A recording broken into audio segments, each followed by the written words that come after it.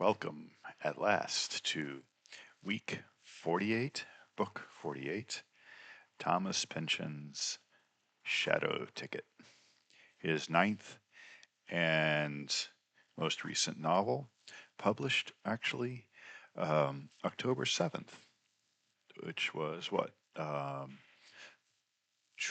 11 days ago? Um, yeah, I should have had this book read uh, sometime much earlier.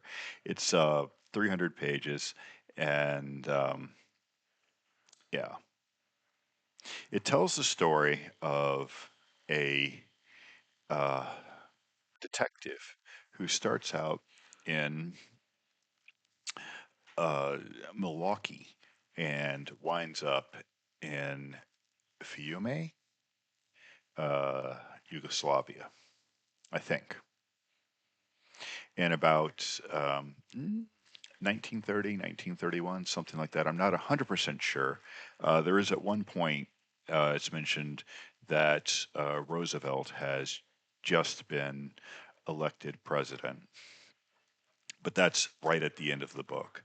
So that would have been, I guess, uh, 32, 33 even. I'm not entirely sure. But anyway, right in that early 30s period is the setting of this book.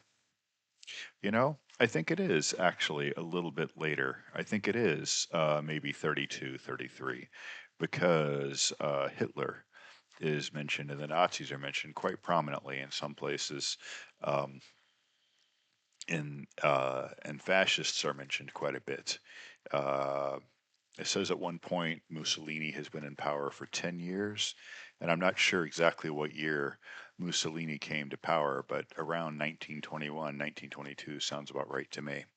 But it's definitely in that post Great Depression and before World War II gets going. And like I said, Roosevelt is apparently elected right towards the very, very end.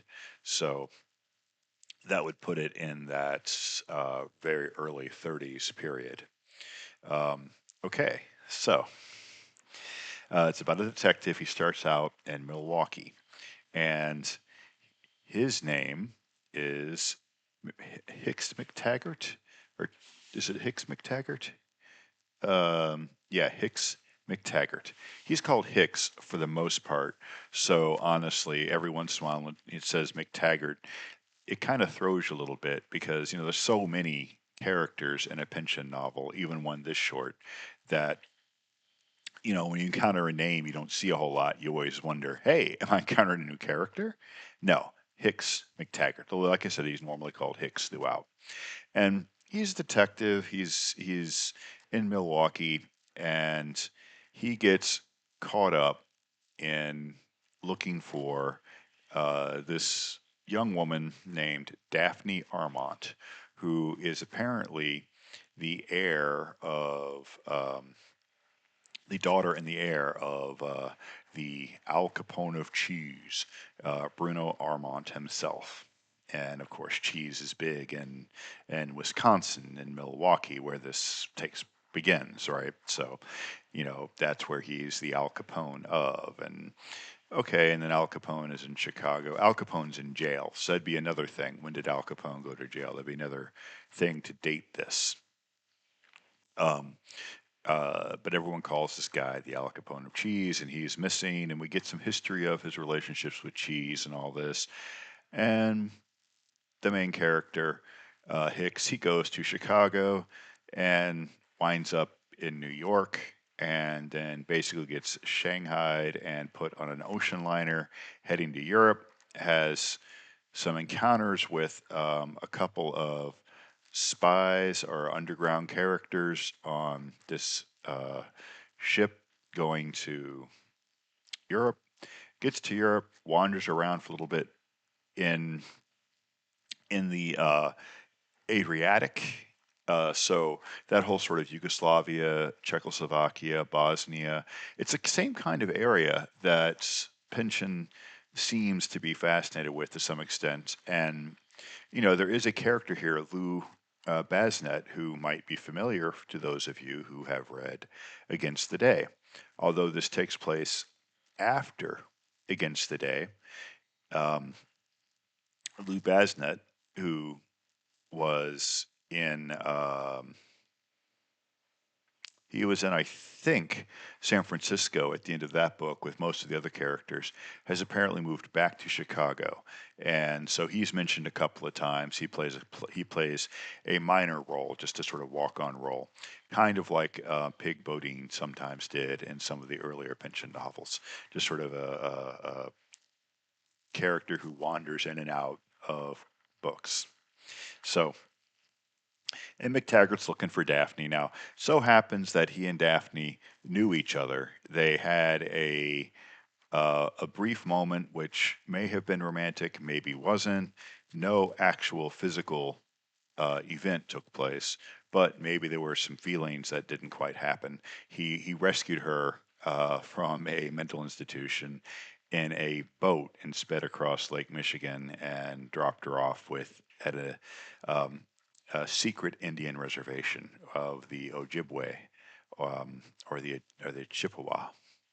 Um, anyway, so that was in their past. But now what's happened is she's run off to Europe with a clarinet player, Hop.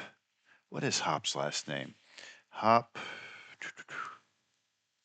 I don't remember Hop's last name, but she's run off with Hop over to Europe, who plays with Kles, the Klezmonic group, Klezmatics. Yeah, the Klezmatics, I think it is. Anyway, she's over in Europe with him, but she's supposed to stay home and marry some guy that she's not interested in. And so this is a matrimonial. And that is what the title refers to. Because as a detective, his job, what he gets hired to do, is called a ticket. And although shadow ticket is never specifically mentioned, that is, of course, a Pynchonian use of that kind of thing. And he has adventures over there, um, and various things happen. There are different places there are fascists running around. He runs into Bruno again, and they talk, and typical Pynchon weird things happen. There's a whole bit about people being able to apport things, which is sort of teleport them from one place to another. And there's also a guy who's an incredible pickpocket and thief. And so there's kind of a connection between kind of the real magic of the apporting, which is, you know, magical and possible, and this other kind of magic, this sleight of hand, that the thief uses, and various things like that. And he runs into Daphne. Of course, he finds Daphne, but then you know something happens right at the end of the book where he is basically, all of his connections back home have gone away. His girl that he was seeing back in Milwaukee, well, she's now married to a real gangster and she's also now pregnant apparently. So he can't go back. And so this is another one of these Pynchonian stories where a guy is hired to look for, you know, someone who is connected to a rich man, in this case, Bruno. It's very, very similar to Inherent Vice in that way, um, where you have the main character going at looking for uh, he's not at first looking for Shasta, but he eventually does look for Shasta, and also looking for a clarinet player. That's what Hop is. Hop is a clarinet player who this woman has run off with, um, Daphne's run off with. And there are other characters. Okay, so what do we make of this book?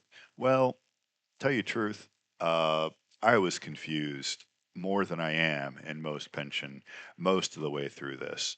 I really and truly lost track of who was speaking. I really and truly lost track of what it was I was supposed to be reading about. I know I flipped through a couple of pages where I really didn't connect what I was reading to anything going on. And okay, this is an experience a lot of people have with Pynchon, but it's not an experience I've had with any of the Pynchon I've read this summer. And it's not really an experience I've had with most of the books I've read this summer. A couple of exceptions in some places, but this was, despite its brevity, a relatively hard read. It was not a straightforward read, and that's not because it's got that convoluted complexity of a Gravity's Rainbow or an older diction like Mason and Dixon. It doesn't have the crazy long paragraphs like Melancholy of Resistance, not by Pynchon, of course.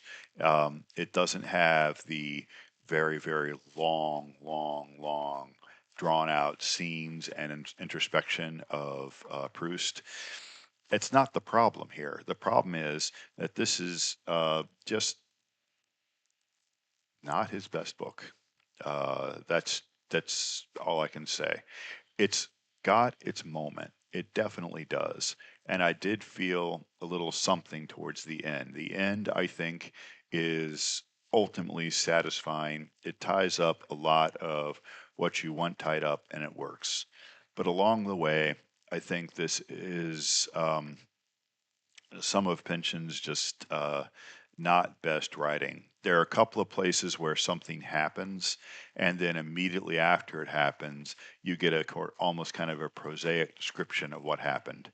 And that's not something Pynchon would have done in, say, Gravity's Rainbow, where he would have just described it and left it entirely up to you as to what did or didn't happen, or whether or not what you read was real or not real. Um, yeah, and then there are a couple of things in here, a couple of ticks that have entered into Pynchon that are just, not the most successful of his writing techniques. He says, and so forth. Now, I noticed this tendency in, I think it was Bleeding Edge, maybe. It might have been an Inherent Vice too. I'm not sure, but I remember seeing it a few times in earlier work. But it is just all over the place. There's a section about maybe 20 to 50 pages in, maybe it's about pages 20 to 50, about that space, where it seems like it's literally on every page. Um, and so, that little tick, if it were meant to be in a voice, that would be one thing, but there's no indication that this is meant to be in a voice. Um, and it's also in the dialogue of more than one character. Hicks uses it, and some of the other characters use it, and I found that a little bit distracting and, not. I mean, I don't know. Pynchon is a master of using time period dialogue and time period phrases and slang. Maybe this is a common slang in the early 30s. I don't know. But I found that a little distracting. And then again, just like I think he started doing this in, I think, Mason and Dixon, and he's done it since, which is referring to a group of people as the common people as the mobility. Okay, I wasn't as annoyed at this, but the word mobility occurs like 4 or 5 times, referring to just, this or that person disappears into the mobility or that sort of thing. And it's just it's a very kind of, I don't know, precious purple prose kind of phrase that really doesn't do his writing his justice. So I just don't think that this is quite up to par as some of his other books. Despite that, this is a legitimate flavor of Pynchon. Um, at some point, I was actually thinking, okay, with all the repetitive kind of things in this from the other stories, the detective story, somebody working on spec, that's mentioned here as it was mentioned in both Bleeding Edge and Inherent Vice. Uh, that seems to be where Pynchon is these days. Where he's going is these sort of detectives who work on spec, and I guess that means they're working on speculation. They're not actually getting paid, and that seems to be sort of a recurring theme: not getting paid up front for the work that they're doing. And you know, I don't know. There's at towards the second half of the book, there is an awful lot of anti-Semitism, not from Pynchon, I must stress, not from Pynchon, but from the characters around the main character who are dealing with the growing fascism and Nazification of Europe, and that was sort of interesting. Um, like I said, I don't think that's on the part of Pynchon, and definitely not on the part of the main character. They don't seem to be that, but it does. It's there, and I don't know. Is that disturbing? Maybe, maybe not. There is also, of course, it's brief. It is very brief. I believe it's Hop who gets interested in, uh, I don't know, some girls who are in their early teens or something like that. So there is that. I mean, would it be Pynchon without some mention of underage sexuality? Probably not. So that's in there. It's not dwelt on. It's really only like one sentence, maybe two. I probably only noticed it because, well, since I've been reading all this Pynchon, I've seen it and I know it's there. And so, boom, there it is. Um, Overall, I don't know what to say about this book. It is not where you should start. That I will say. It is not where you should start. If you want this kind of detective story, start with Inherent Vice. It is a better story and it's better written.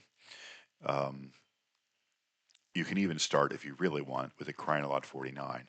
But the Crying Out Loud 49 is doing something a little bit different from what this is doing. It is not by any means a terrible book. There are, I think, some very good passages. There were some things at the end that I really liked. There are some paragraphs that were really fantastic. There are some characters that are really, really enjoyable. So there are some good things here, but there are definitely some good things here. So I don't want to pretend like this is a terrible book. It is not, but it's not where you should start. One thing I will say, though, um, with the sort of seeing Pynchon's novels coming to life in film and that sort of thing, this one, for the most part, seems very filmable. There really isn't anything as bizarre and edgy and messed up as what you'll find in Gravity's Rainbow or what you'll find in the second half of Against the Day. Also, just as a side note, I have to mention that yesterday, as I was reading, and this morning, as I was reading, I had people approach me and ask me about Pynchon. Last night, it was somebody who had read Gravity's Rainbow and Bleeding Edge, and today it was somebody who was reading Against the Day. So that's exciting because all this summer, all the books I've read, this is the first time, really, that anyone has been really super interested in what I was reading. Okay, now, Borges got some attention. Borges did get some attention. And as I was reading the Proust, people did ask me about those books, but they had no idea who Proust was for the most part. They were just curious what these books were I kept reading. But this is the first, so that was kind of exciting. Somebody actually, noticed Pynchon and asked about him. And so, I've been under the impression that not many people read Pynchon these days, but maybe I'm wrong. Maybe he is still a flavor that people enjoy. I will say that Shadow Ticket is still on the um, new in fiction table at Barnes Noble, and it still has the $5 off or $3 off or whatever it is. So if you do want to pick it up, at least for now, it is still there and still slightly cheaper. Um, okay, well, that's it for this. As for Pynchon, man, I feel like I really should do like some kind of overview of all of Pynchon. Maybe I will. I won't do that here, but perhaps I will. sometime this week think about putting all of this together in some kind of omnibus kind of what is Pynchon to me now that I've experienced pretty much all that he's written. Slow Learner, his book of short stories, I did not include in this series, and I think I mentioned this once, is because I do own it. I know I own it, but I can't find it. And I didn't feel like rebuying it. Maybe I'll change my mind. Maybe I'll rebuy it. I don't know. But at the time when it came up, I didn't want to rebuy it. So I left that out. But who knows? All right. Well, signing off.